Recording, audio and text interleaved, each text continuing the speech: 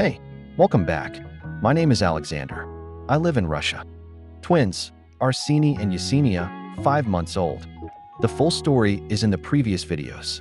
I don't speak English, and AI is voicing my words. You know this by now. Today's video is different. Today I'm not talking to you. I'm talking to her. Sveta, I decided to write you a letter. We talk almost every day. You know that. I call, or you call, and we talk about how they are, what's new, what happened. Sometimes you see them over video. Yesenia doing something with her hands. Arseny making that face he makes. You're not out of the loop. You know most of it. But there are things that don't fit into a phone call.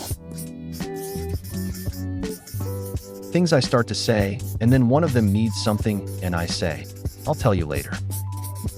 And later comes and goes, and I don't say it. So I'm saying them now, while it's quiet, while they're asleep, while there's nothing that needs doing, and I can actually finish a thought. 2 weeks, Sveta, then you're home. Before that happens, I wanted to write this down. We met at Sasha's birthday. Do you remember what you were wearing? I do. You were standing near the window talking to someone. And I thought, I need to know who that is. I wasn't looking for anyone. I wasn't ready for anyone. And then there you were. We weren't supposed to fall so fast. Neither of us planned it. But we couldn't stop either. You know that. We both know that. A year together, then the pregnancy. Then the news, twins, and that moment where we looked at each other. And without saying much of anything decided, yes, we're doing this. You were 38. The pregnancy was hard. The hospital stays, the worry, the careful, slow months of waiting. The days when we didn't know if everything would be okay, and we sat together and didn't say much. Just, I'm here. I'm not going anywhere. You went through all of that, and I was there. I need you to know I remember every part of it. Not just the good parts, all of it. What you did, carrying them both through a hard pregnancy, I haven't forgotten that. Even in the middle of everything that came after. And then something happened that none of us expected, depression, and you had to go to the hospital. We've talked about this over the phone. You know I don't blame you. But I'm not sure you know how fully I meant it, how completely I believed it from the very beginning. You didn't leave us, dear. You want to get better so you could come back. That's different, and I want you to hear it not on a phone call where someone is crying in the background. But clearly, completely, with nothing else happening, you made the right decision, and getting better took its own kind of strength. I saw that too, even from here. Now, the things I haven't said. You know Arseny is serious. We've talked about it. You've seen it on video.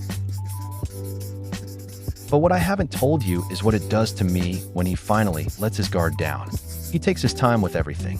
He watches first, decides later. New things, new people. He doesn't rush in. He observes. And then, when he's ready, he gives you something. A look, a sound, a smile that takes over his whole face. I haven't told you how much that costs him. The waiting, the deciding.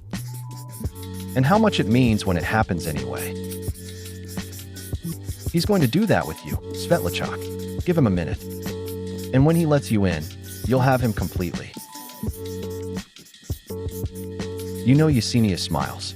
You've seen it on the screen. But the screen doesn't get it quite right. It's not just a smile, it's a decision. She looks at you. She decides you're worth it.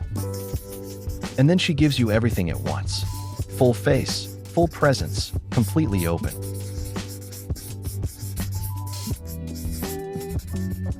She did it to your mother on the 3rd day we were here, just like that. Decided she was safe and opened up completely. Your mom stood there and didn't say anything for a moment. I understood exactly what she was feeling. Yesenia is going to do that to you, probably within the first few minutes. I don't think you can be ready for it. I just wanted to warn you. Here's something I've never said on a phone call, dear. There were nights, not many, but some, where I sat in the dark after they'd finally gone to sleep. And I didn't know if I was doing it right. Not in a dramatic way, just quietly, honestly. No one to check with, no one to say, yes, this is fine, you're fine. I learned to answer that question myself, slowly, and not always convincingly. And somewhere in these 5 months, I became someone slightly different. More patient, more comfortable not knowing how things end. Better at just doing the next thing. I don't say that so you'll feel guilty. I say it because you're coming home to a slightly different person. Not worse, just different, shaped by what happened. You've been shaped by what happened too. We'll figure out who we are now, together. I'm not worried about that, but I wanted to name it. We're at your mother's. You know this. But what I haven't told you is what it actually meant. In the months when it was just me, truly just me, her being in the next room changed something. The evenings felt different, less like I was holding everything up alone. She talks to them every evening. Arsini turns toward her voice. Yesenia lights up. Your mom loves them, Svetic. Really loves them. Not out of obligation, out of something genuine. Something that built itself quietly over these months. You're going to see it when you walk in. I think it might surprise you.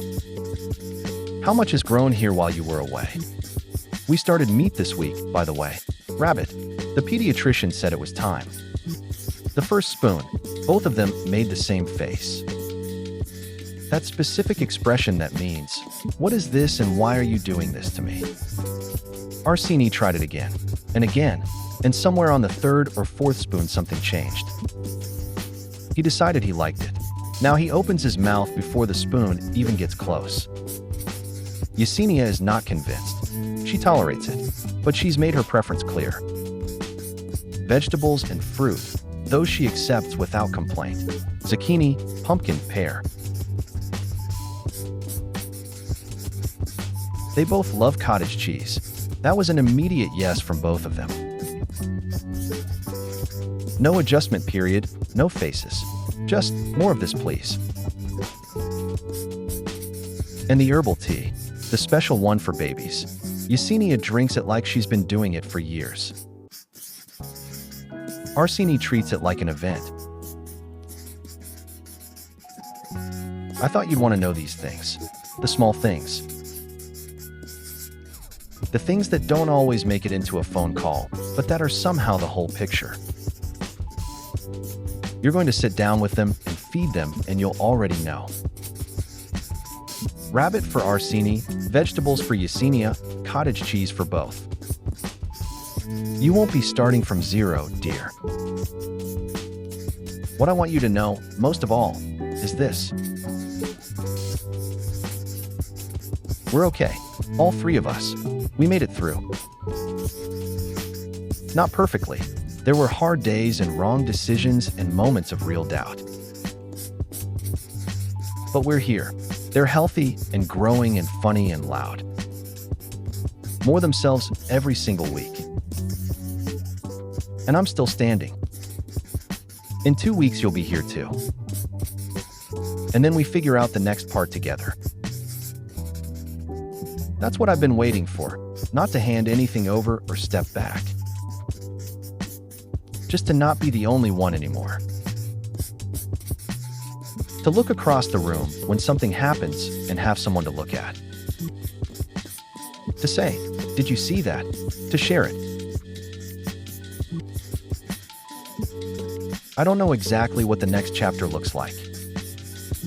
A new apartment eventually. A new normal built out of everything that happened. It won't be simple, we both know that. But simple was never really what we were after. We were after this. A family. These two people. We have them. I've missed you, dear. Not in one big, continuous way, more in flashes. In the quiet after the last beating. In the moments when something happened with them and I wanted to turn to someone and just say, look at that. Did you see that? I turned to no one, then kept going. But the missing was always there. 2 weeks, Svetlana. Come home. We're waiting, all three of us. I'm going to give this letter to you when you get home. There's something about writing that makes it easier.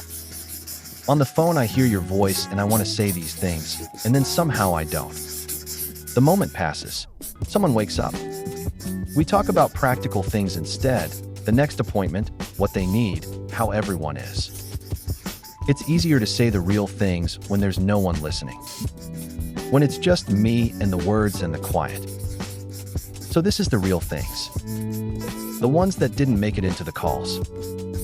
I think that's all I wanted to say for now. I hope we can always find ways to tell each other what we consider important. And I believe you understand me perfectly. That's today's video. If you've been watching from the beginning, you know how this started. One person, 2 babies, no plan. Just get through today, and then tomorrow. You were here for that. Thank you, genuinely. If today's video meant something to you, leave a like. It helps more people find this channel. And maybe someone out there needs to find it right now. Maybe they're going through something too. Maybe it helps them feel a little less alone. That's still why we do this. Subscribe if you haven't. More coming soon. Take care of yourselves.